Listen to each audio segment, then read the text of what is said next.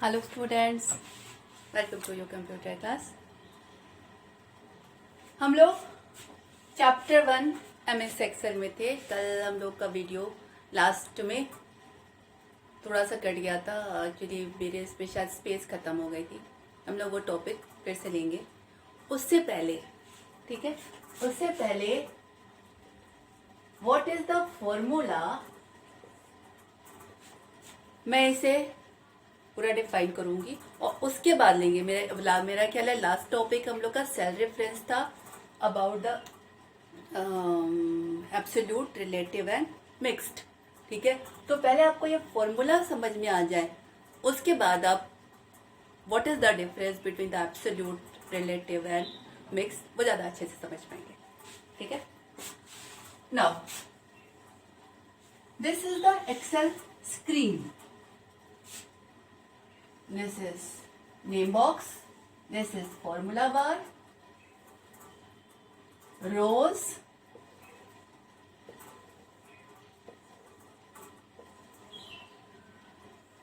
Columns.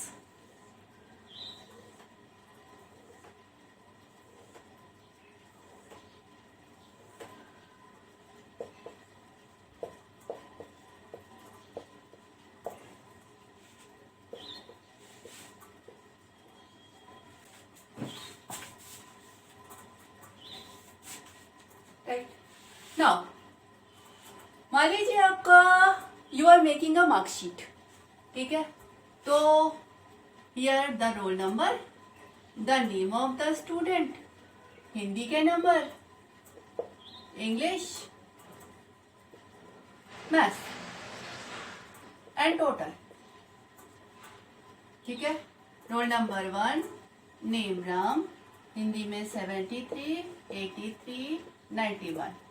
Right, now here मैंने आपको बताया था कि सेल में आप 3 चीजें लिख सकते हैं। 1 is the data which we use for the calculation, second is the string and third one is the formula.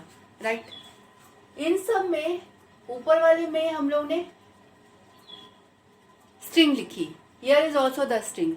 This is the data जो हम कैलकुलेशन में यूज करेंगे। ठीक है, यहां पर हमें क्या चाहिए, हिंदी, इंग्लिश और मैथ्स तीनों का सम।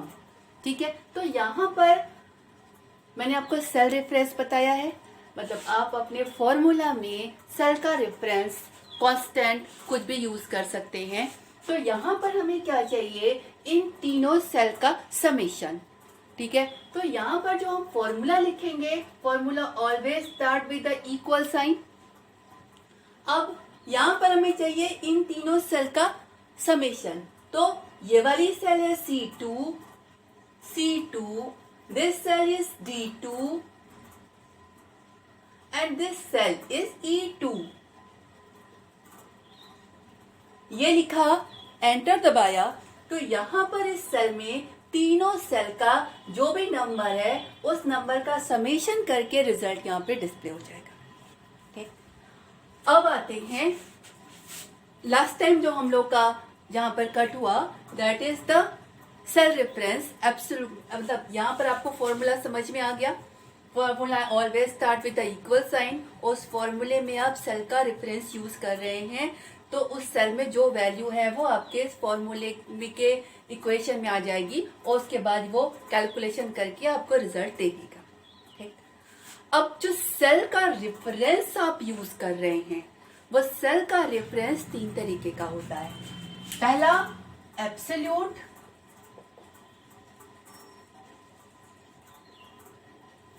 दूसरा रिलेटिव और तीसरा मिक्स्ड।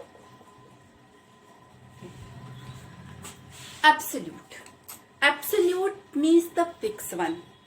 फिक्स वन मतलब जिस सेल के रेफरेंस की आप बात कर रहे हैं, आप सीधा सिर्फ और सिर्फ उसी की बात कर रहे हैं, चाहे आप जहां भी खड़े होके बोलिए।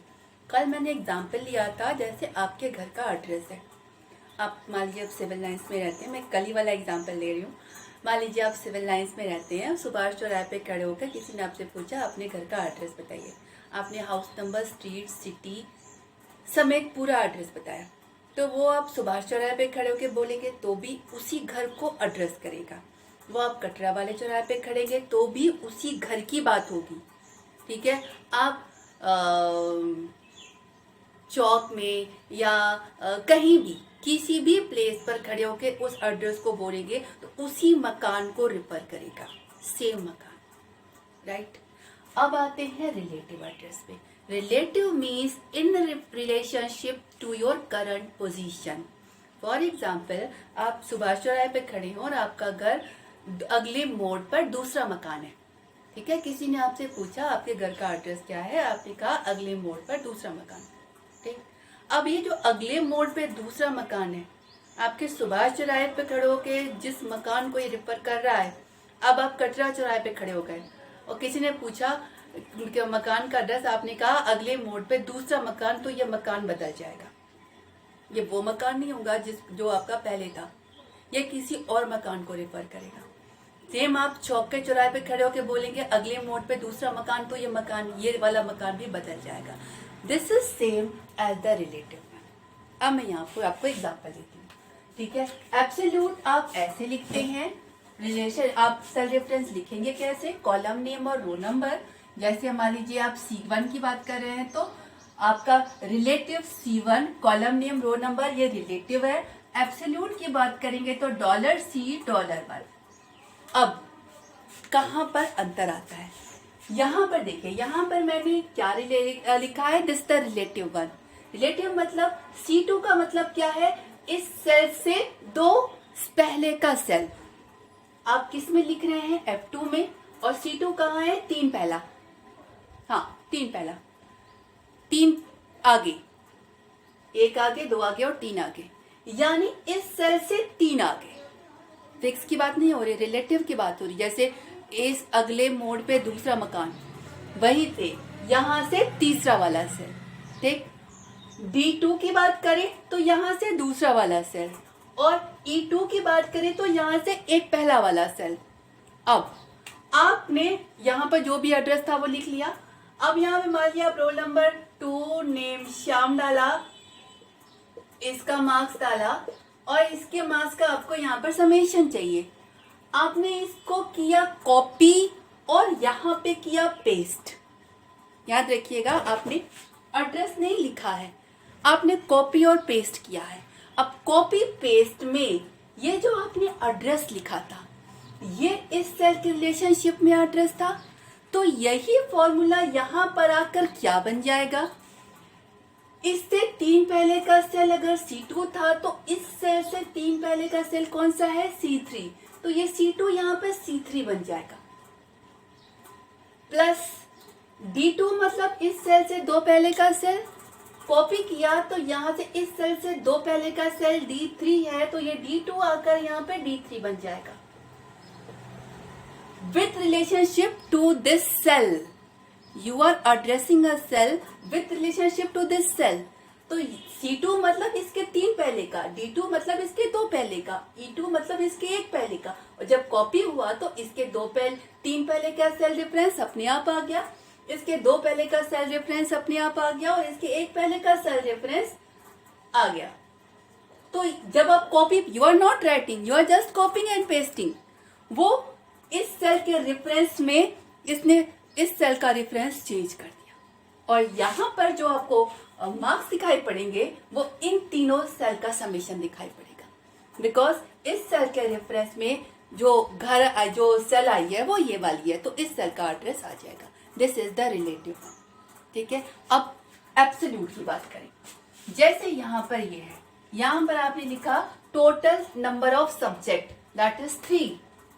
आपको निकालना है एवरेज। ठीक है, जितने टोटल होंगे उसी से तो डिवाइड करेंगे। ठीक है, अब आपने यहाँ पे लिखा, मान लीजिए यहाँ पे हम एवरेज निकाल रहे हैं, तो इसमें जो कुछ भी है यहाँ पे वैल्यू आ गई।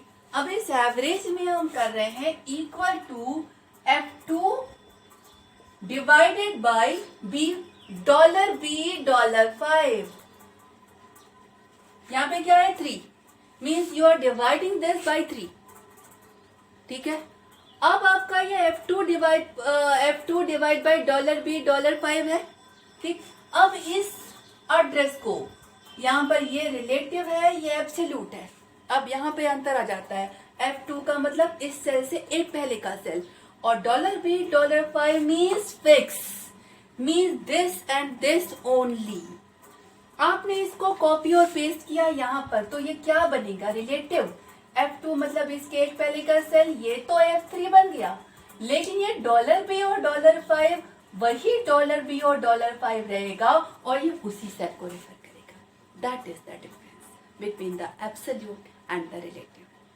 Relative means with reference to the current cell and the absolute means the fixed one. Relative में जब आप कॉपी पेस्ट करते हैं तो उसके रिलेशनशिप में जो दूसरा सेल आए वो उसको रेफर करता है। जैसे मैंने एग्जांपल दिया था, खड़े हैं अगले मोड़ पे दूसरा मकान, इस वक्त कोई और मकान है, कहीं और खड़े होके बोलेंगे तो वो दूसरा मकान हो जाएगा, ठीक है। But absolute means fix one, fix means fix है, ये $B$5 यानी इसको रिफर कर रहा है, तो चाहे जहां पर भी कॉपी पेस्ट कीजिए ये इसे और इसी को रिफर करेगा। That is the absolute.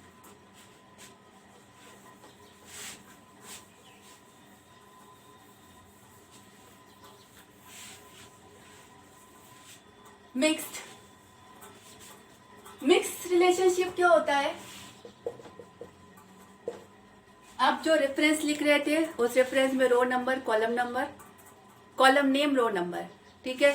तो रिलेटिव इज द कॉम्बिनेशन जैसे मान लीजिए आप A4 को लिख रहे हैं तो आप $A4 भी लिख सकते हैं और $4 भी लिख सकते हैं, ठीक है। तो ये एब्सोल्यूट भी नहीं है, ये रिलेटिव भी नहीं है, दैट इज द मिक्स। अब ये यहाँ पे याद रखिएगा कि जब आप कॉपी पेस्ट करेंगे तो जिसके पहले डॉलर लगा है, अगर कॉलम के पहले डॉलर लगा है तो कॉपी पेस्ट करने में कॉलम नहीं चेंज होगा, रो बदल सकती है, डिपेंड ऑन द सेल, ठीक है। और अगर $5 यानी कॉलम के पहले आपने कॉलम वाला रिलेटिव लिखा है, रो फिक्स रखी है, जब आप कॉपी पे पेस्ट करेंगे तो रो चेंज नहीं होगी, कॉलम चेंज हो जाएगा। तो this is the mixed one, combination of absolute and relative, right. Now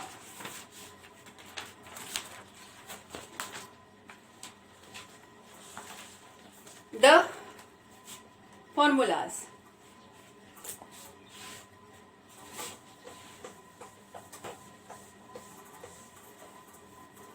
cell reference हो गया।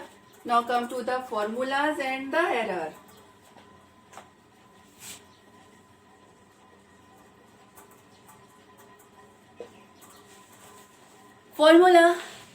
फॉर्मूला में आप सेल का रेफरेंस, कांस्टेंट और कोई ऑपरेटर यूज करते हैं, ठीक है। ओके, देखिए फंक्शन से पहले ये जरूरी है कि आपको बता दिया जाए कि कितने तरीके के ऑपरेटर आप यूज कर सकते हैं। मैं बता रही हूँ। Formula starting with equal sign, और इस फॉर्मूले में सेल का एड्रेस, कांस्टेंट और ऑपरेटर, ये तीन चीजें होती है बेसिकली। ऑपरेटर में मैथमेटिकल ऑपरेटर जनरली यूज होते हैं, आपके बाकी के सारे ऑपरेटर आपके फंक्शंस में यूज होते हैं, ठीक है। मैं फॉर्मूले का एग्जांपल लिख रही हूँ, जैसे आप ऐसे लिख सकते हैं इक्वल टू A4 + B3, आप ऐसे लिख सकते हैं। आप ऐसे भी लिख सकते हैं इक्वल टू A4 × 3, ऐसे भी लिख सकते हैं। और आप ऐसे भी लिख सकते हैं 10 / 3। यहाँ मैं अपने दोनों सेल रेफरेंस और एक ऑपरेटर यूज किया है। यहाँ पे आपने एक सेल रेफरेंस, एक ऑपरेटर और एक कांस्टेंट यूज किया है। यहाँ पे आपने दो कांस्टेंट और एक ऑपरेटर यूज किया, ठीक है। तो आपका एक ऑपरेटर, ये तो कंपलसरी है, अगर नहीं वैसे नहीं कंपलसरी नहीं भी है, आप ऐसे भी लिख सकते हैं equal to A4, there is no operator, यहाँ पर इक्वल टू A4 की वैल्यू आ जाएगी और कुछ नहीं आएगा। तो any combination of this one, you can write both the cell reference, operator, constant और any combination of the three, ठीक। अब ऑपरेटर कौन कौन से यूज होते हैं?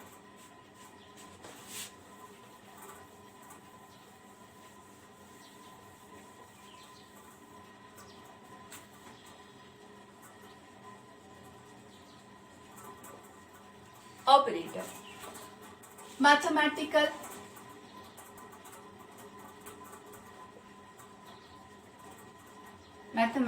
ऑपरेटर नहीं, first one is arithmetic operator.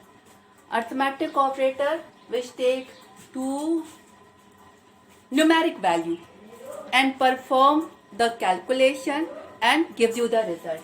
इसमें आप अर्थमेटिक ऑपरेटर में प्लस, माइनस, मल्टीप्लाई, डिवाइड और mod, exponent, I'm not sure about the mod. I will see it and gives you the answer. But ये तो सारे होते हैं, ठीक है. अब what are these? Plus operator two numeric value. अब यहाँ पर ये चीज ध्यान में रखिएगा, आप सेल रेफरेंस दे रहे हो या कांस्टेंट दे रहे हो, अगर उसमें उसे न्यूमेरिक वैल्यू नहीं मिलेगी तो ये आपको एरर दे देगा, ठीक है. एरर हम पढ़ेंगे कितने तरीके की एरर्स होती है एक्सेल में, ठीक. अभी यहाँ पे आपका arithmetic operator. Plus operator take numeric value to numeric value. All the operators are the binary one. Binary one means it wants two values. It is the arithmetic operator. All the arithmetic operator wants binary, which means two value, two numeric value, and gives you the result. आपका plus दो numeric value लेगा और दोनों को sum up करके result देगा. जैसे आपने लिखा C1 प्लस 40. C1 में जो भी है कोई भी नंबर, उस नंबर में 40 जोड़ के डिस्प्ले करेगा.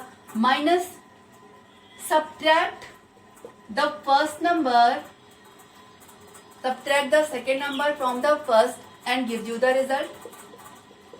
ठीक है.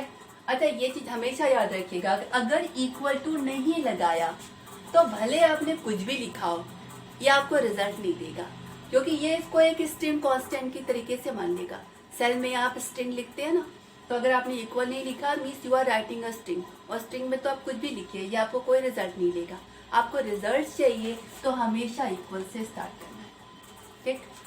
Minus take two number, subtract the second number from the first one and gives you the result. Multiplication, take two number, multiply the first number with the second number. दो number लेगा, पहले वाले को दूसरे वाले में से मल्टीप्लाई करेगा और जो भी रिजल्ट आए ये उस रिजल्ट को देगा, ठीक है. डिवाइड, पहले वाले नंबर को दूसरे वाले नंबर में से डिवाइड करेगा और जो भी डिवीजन का रिजल्ट आएगा ये उस डिवीजन के रिजल्ट को देगा. Exponent, C1 exponent C2. It is just like equal to 3 2 means 3 की पावर 2 मीन्स C1 की पावर C2. C1 में जो भी नंबर लिखा हुआ है उसकी पावर जो C2 में जो भी नंबर लिखा हुआ, just like this means this one and means 9, ठीक है. तो plus, minus, multiply, divide, exponent, arithmetic operator. अब यहाँ पर मैंने केवल एक एक यूज किया, कोई जरूरी नहीं है. You can apply more than one arithmetic constant operators in a single statement. You can right like this also. 10 multiplied by 2 divide by 5 plus 40. You can write like this also. अब यहाँ पे मैंने constant लिखे हैं, आप किसी भी जगह पर सेल का रेफरेंस भी डाल सकते हैं या कांस्टेंट भी डाल सकते हैं. तो यहाँ मैंने सारे कांस्टेंट लिखे हैं, आप सेल रेफरेंस, कांस्टेंट या सिर्फ सेल रेफरेंस भी कोई भी कॉम्बिनेशन यूज कर सकते हैं. अब ये सॉल्व कैसे होगा? सॉल्व करने में आप लोगों ने बचपन में पढ़ा होगा, this is the BODMAS rule. BODMAS rule means first the bracket of means the exponent. अगर आपके किसी स्टेटमेंट में एक से ज्यादा अर्थमेटिक ऑपरेटर दिए हुए हैं, ठीक है, तो सबसे पहले ब्रैकेट को सॉल्व करते हैं, उसके बाद एक्सपोनेंट, फिर डिवीजन, फिर मल्टीप्लिकेशन, फिर एडिशन और फिर सब्ट्रैक्शन। अब अगर हम इसी की बात करें तो इसमें एक्सपोनेंट तो है नहीं, ठीक है, तो सबसे पहले ये आपका डिवीजन चलेगा, उसके बाद उस डिवीजन का जो रिजल्ट आएगा उस रिजल्ट पर ये मल्टीप्लिकेशन होगा और जो रिजल्ट आएगा उसमें 40 ऐड होगा। This is the BODMAS rule which is apply on the arithmetic statement, right? Okay, sufficient one. Next class में हम लोग कितने तरीके की एरर होती है ये लेंगे। Okay, thank you.